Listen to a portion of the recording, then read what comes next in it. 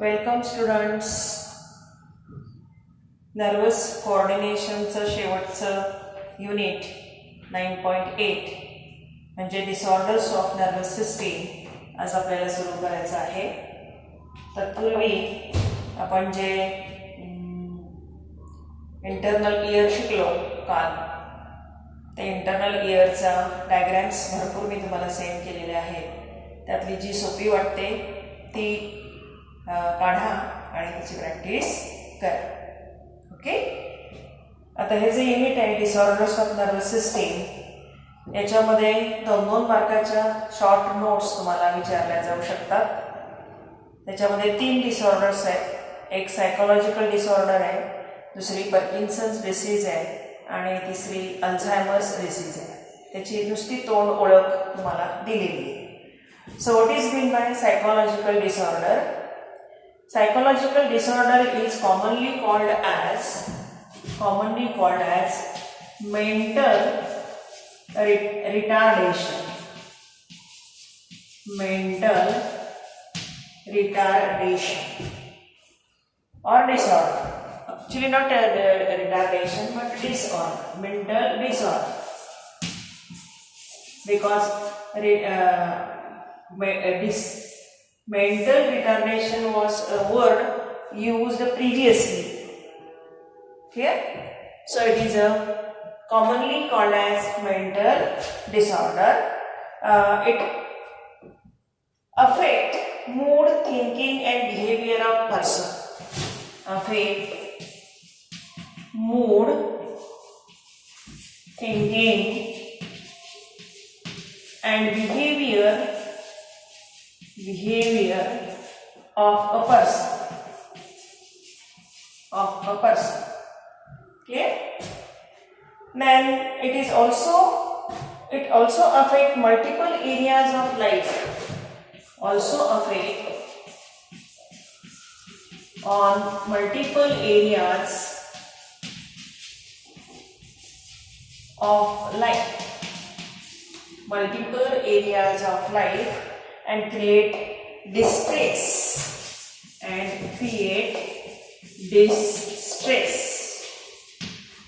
Clear? And ultimately this is also called as intellectual disabilities.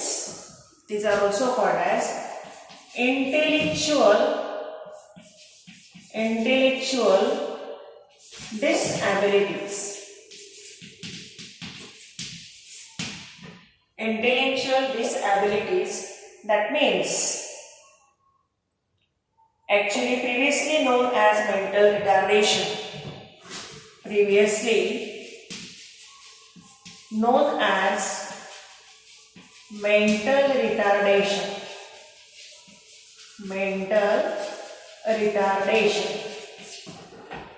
Clear? And which are these? So intellectual disorder first, second autism or in another word autism spectrum disorder,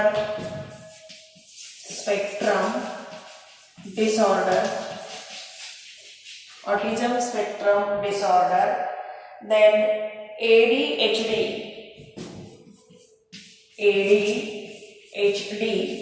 the long form is attention deficit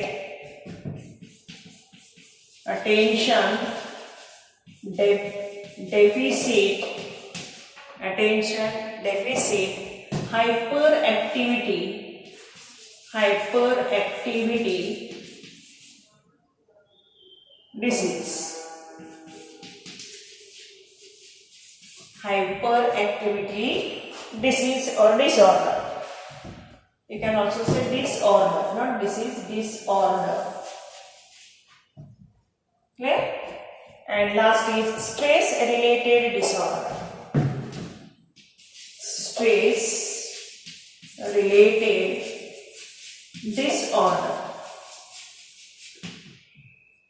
Clear?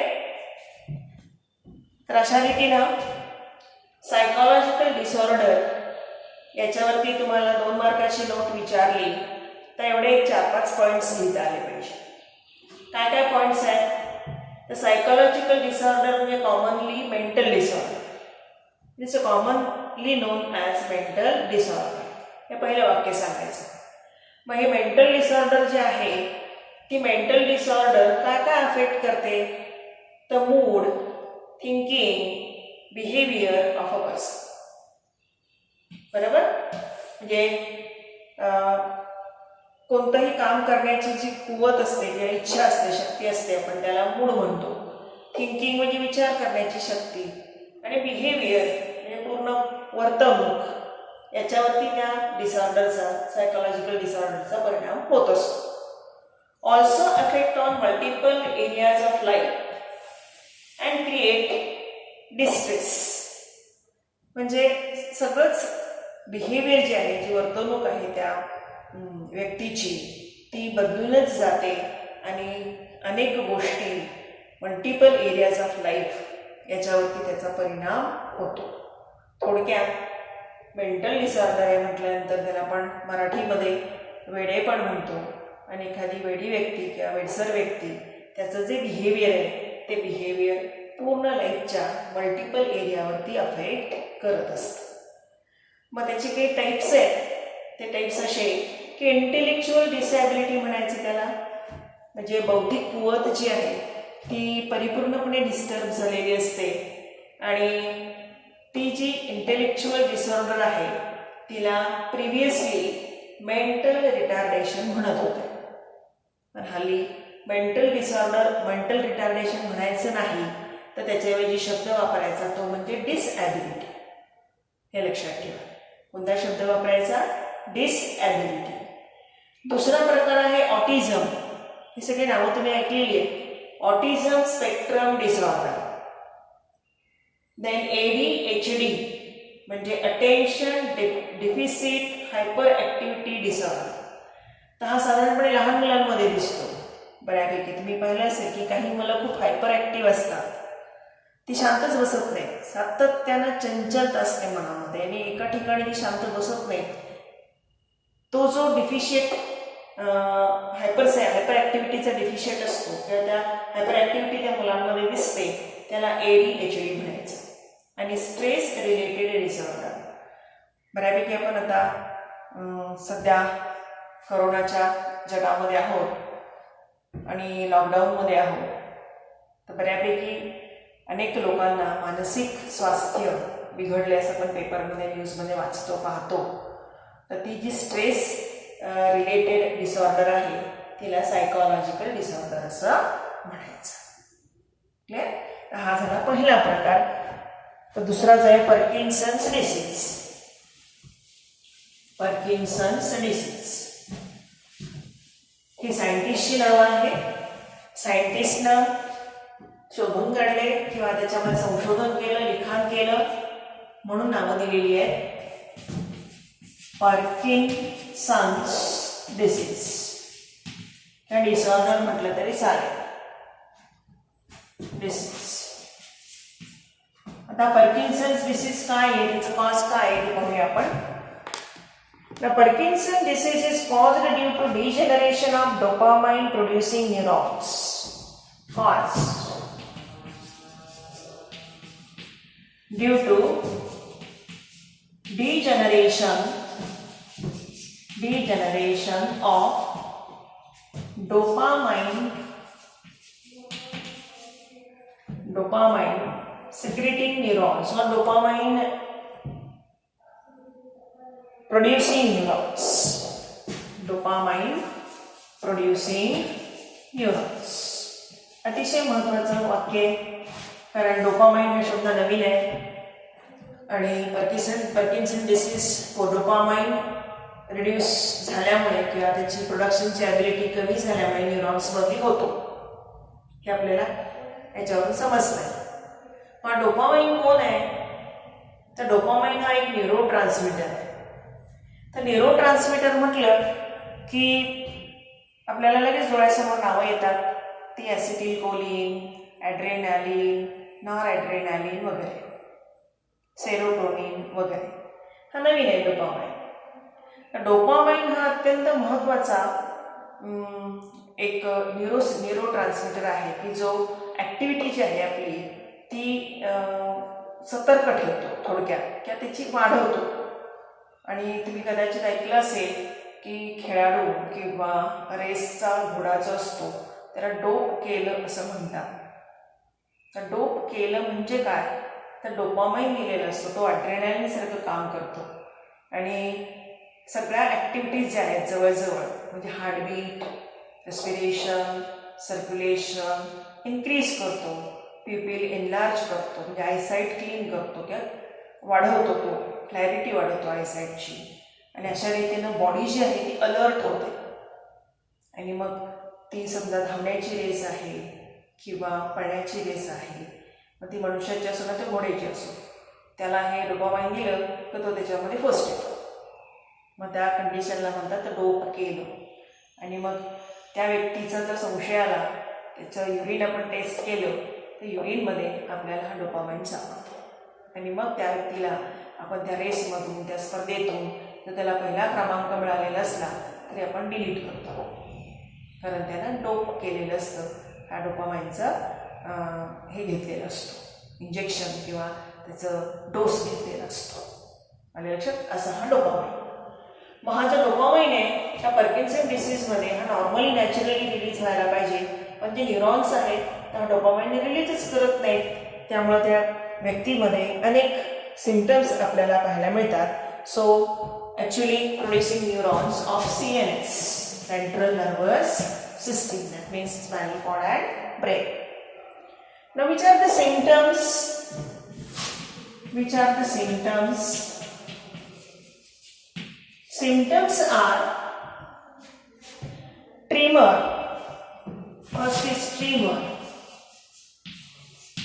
Second is basically difficulty in stiffness. Third is difficulty in walking balance and coordination.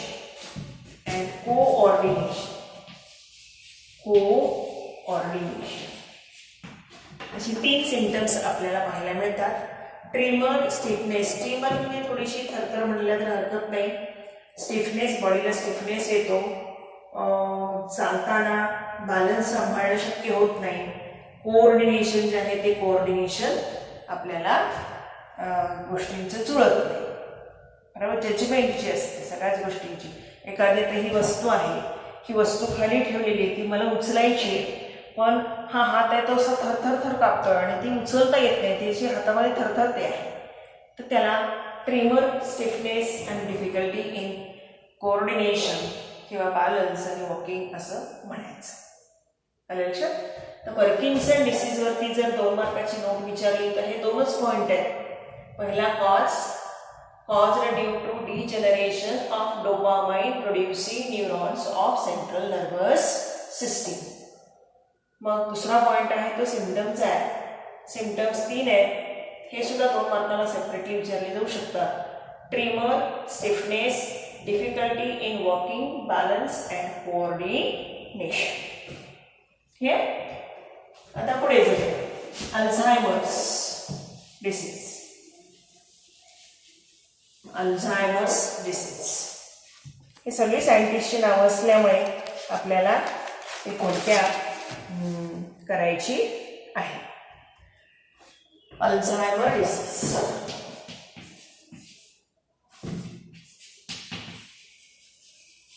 Alzheimer disease ही नावं सगळी तुम्ही न्यूजमध्ये किंवा न्यूजपेपरमध्ये वाचलेली आहेत. Commonly called as dementia. Commonly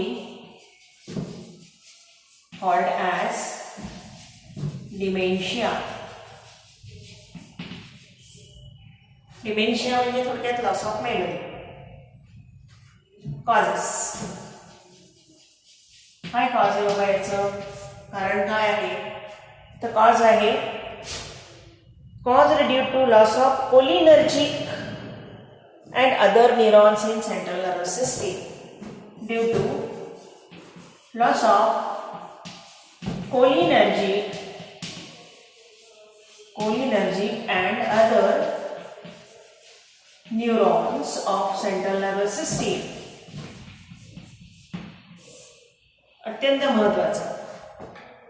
मगाशी आपण पार्किन्सन्स मध्ये पाहिला तो डोपामाइन न्यूरोट्रान्समीटरशी संदर्भित होता. हा मात्र ॲसिटिल कोलिनशी संदर्भित आहे.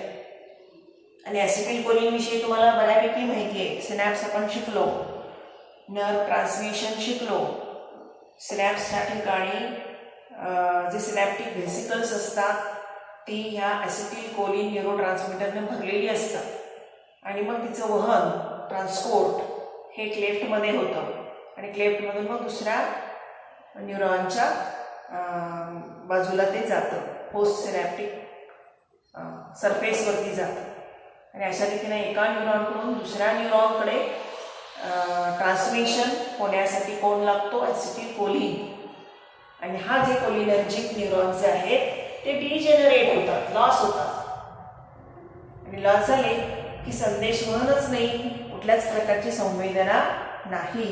अशा डिसीजला म्हणायचं अल्झायमर्स डिसीज. बेस्ट उदाहरण मी तुम्हाला देईन, डॉक्टर हाफकिन. मला माहिती आहे का, परवा ते मध्ये 1 वर्षापूर्वी वारले, तर त्यांना हा अल्झायमर डिसीज होता. Clear? Then due to accumulation of amyloid proteins, दुसरं कॉज आहे. पहिलं कॉज आहे due to loss of cholinergic and other neurons of central nervous system. Second is due to accumulation of amyloid proteins.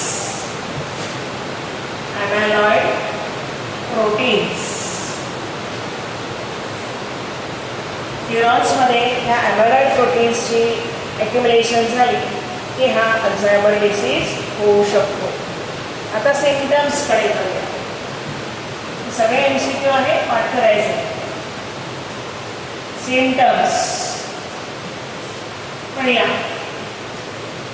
symptoms are showing loss of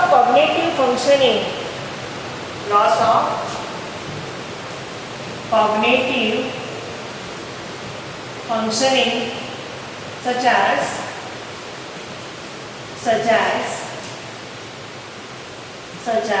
thinking, reasoning,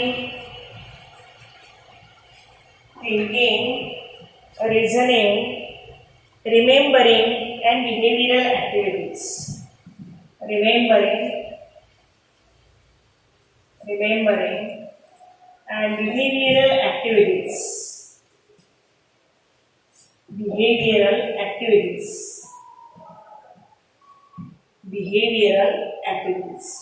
म्हणजे symptom मध्ये आपल्याला cognitive functioning, cognitive area जो आहे तो आपल्या frontal लोबमध्ये इथे, आणि हा फ्रंटल लोब मधला जो मेमरीचा किंवा कॉग्निटिव्ह फंक्शनिंगचा भाग आहे किंवा अमॅग्डालामध्ये पण आहे एन्सेफॅलॉनच्या, तर तो हा कोलिनर्जिक न्यूरॉन्स किंवा ॲसिटिल कोलिन रिलीज बंद झालेलं असतं, ते न्यूरॉन्स डॅमेज झालेले असतात. डॅमेज करण्यापेक्षा सिक्रेशन थांबलेलं असतं, कोलिनचं ॲसिटिल कोलिनचं फॉर्मेशन थांबलेलं असतं.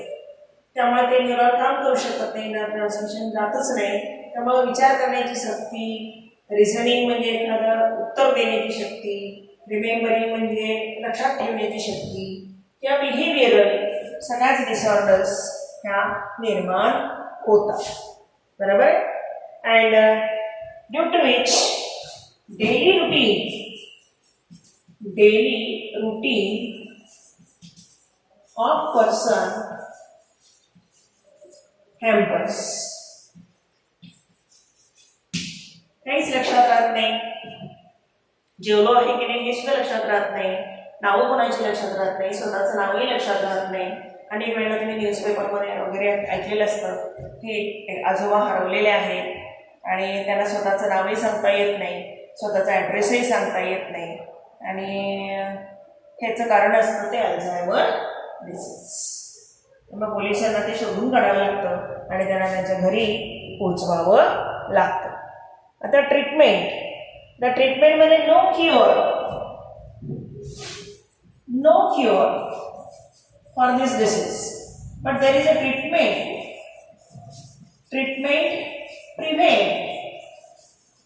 prevent progression of disease.